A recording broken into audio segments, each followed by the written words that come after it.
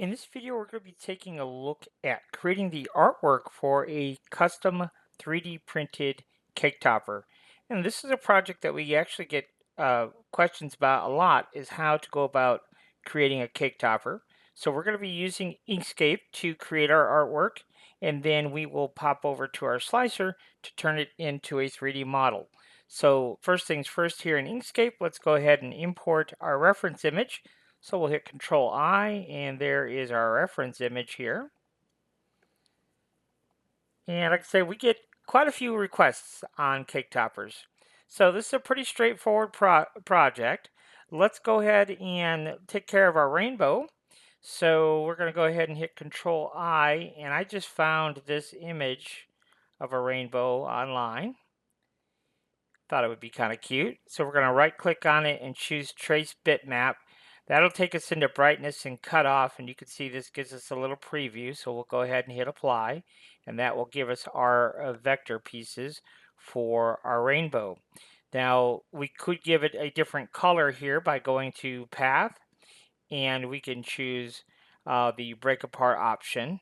So if we want to give each piece of our rainbow a different color, doesn't really matter what color we choose here, just that they are different. Okay, so maybe this one we'll do, I don't know, some kind of crazy green, and then our heart we'll do red.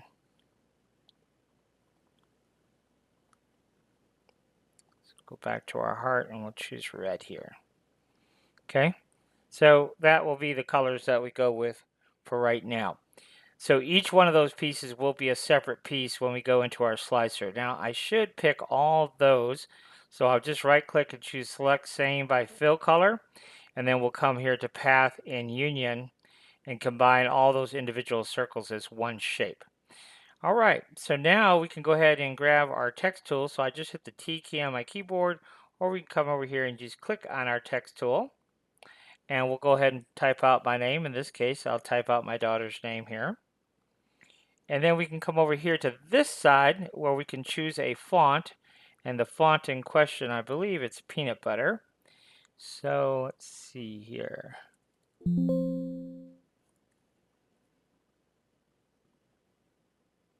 There it is. So let's go ahead and choose apply. And that's what it looks like. So we can go ahead and scale this up a little bit. So proportionally, it kind of looks like it goes with our rainbow here. And I think that's good enough for what we want to do. So let's go ahead and choose path, and we're going to choose the path and object to path. That will convert it from a text to actual path. Now the problem with any script font, doesn't matter what one it is, let's go into the wireframe or outline mode, it's what it's called here in Inkscape, is you see this. We need to get rid of those. So what we have to do is select that and hit path and break apart. Okay. And then all we have to do is select these pieces. We'll hold the shift key and select all those pieces that we need to weld together, or what they call union here in Inkscape. And there's two keyboard shortcuts that are really important, and that is Control and minus and Control and plus. Watch what happens when I hit Control plus. You see how all of those were welded together? So that's one to really put to memory. And all we did was we did a path and union. See that keyboard shortcut? It says Control plus plus or Control plus minus. So that's all we did there. Okay. So now what we can do is go ahead and select all of our text, and we're going to choose path and combine. And the reason we have to do that, let me back out of here for a second, is you see it all looks solid. But when we do choose path and combine, those inside parts should have gone away. Now they didn't, and that's okay. It's not the end of the world. We just double click on it, click on our path, and we'll do path in reverse. And what that should do then, should let those interior areas drop out like that. You don't always have to do that, but sometimes you do. So then let's go ahead and we're going to type in 1 here, and then we'll use a different font. In my case, I think I wanted to use the Futura font. Go ahead and choose apply. I'm just going to squish it down a little bit, just because I think it looks better squished.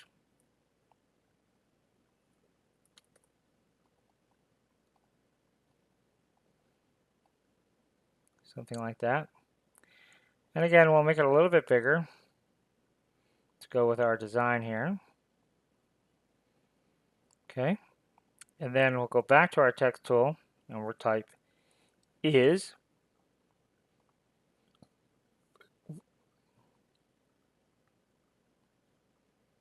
So we decide how big we want it exactly. Okay, so let's assume that that's basically more or less what we wanted. Okay. So now all we have to do is go ahead and group this together. So we just hit Control G, or we could go up to Object menu here and we can group it that way too. Okay. So now we have a group. So you see there we have a group. So we need to duplicate this group. So we'll right click and choose duplicate. Now on the bottom group, we'll give it a different color. And then we can go ahead and choose a path effect. So we'll come here, with this arrow, and choose path effects. And then we'll come to this arrow and we're going to do an offset path effect of a certain amount, which in our case, let's try 4 millimeters. I don't know exactly. If we enter a positive value, it will offset to the outside. A negative value would offset to the inside. So let's do 4. And that's not terrible. But I don't understand why this is not offsetting. I can only guess that the reason that did not offset was because, let's go ahead and delete our duplicate here. Let's go ahead and ungroup this for a moment. I believe the reason that this did not offset was because that was still text. So we'll do back to object to path. Now we definitely don't have any text. We'll group it. We'll duplicate it. We'll change the color of our group. Go back to path effects. Back to offset.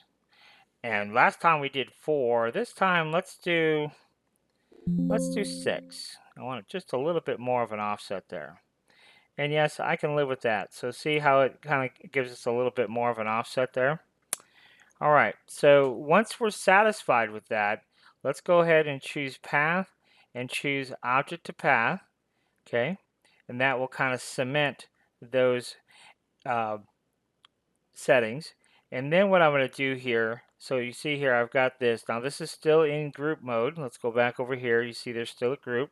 So we're going to right click and ungroup it, and you see we have lots of pieces. So we'll just do Control plus to weld all those together, or do a union. And then what we're going to do is we're just going to go to our rectangle tool, and I'm just going to add some additional, all that white area, I'm just going to add some additional rectangles here. I think that looks better if we do something like that. Then on the bottom here, let's do that. And then here, we will just go ahead and go across, go back to our selection tool. And I'll tell you what, let's do this. Let's pull this down a little bit. Let's turn off snapping for a moment. I'm just going to pull this down just a little bit, and we'll put snapping back on, and we'll snap it all the way over here. Something like that, okay? Now I'm not going to be concerned about this. We'll fix that here in a second. So all of those rectangles that I just created and that bottom path, Control plus. Okay, so now you can kind of see what we've got going on here. And yet I'm going to go ahead and roll with that. I think that looks fine. And then we're going to double click here and just click on that node to get rid of it. So you see that's like that. All right, so now all we have to do is create our spikes here. So maybe those should be, oh, I don't know, 5 millimeters, something like that, is fine. And then we'll go ahead and duplicate it and move it over here like so. And then we can pull this down a little bit, maybe, however long you want those to be. And then we'll go ahead and shift click our green again, Control plus to put those all as one. And that would be our cake topper artwork. So let's go ahead and ungroup our group here. And yes, all that is good. So we have that piece, that piece, that piece, that piece, that piece. And then we have our one is one piece, our is one piece, and our Harley is one piece. Okay, so now we're going to go ahead and set the size of this so it comes into proper size. And I think we're probably going to have that, oh, let's do 4 inches wide. So that would be 100 millimeters. Obviously, you could make it however big you want it, but that's what we'll say for our cake topper. So let's go ahead and save this artwork.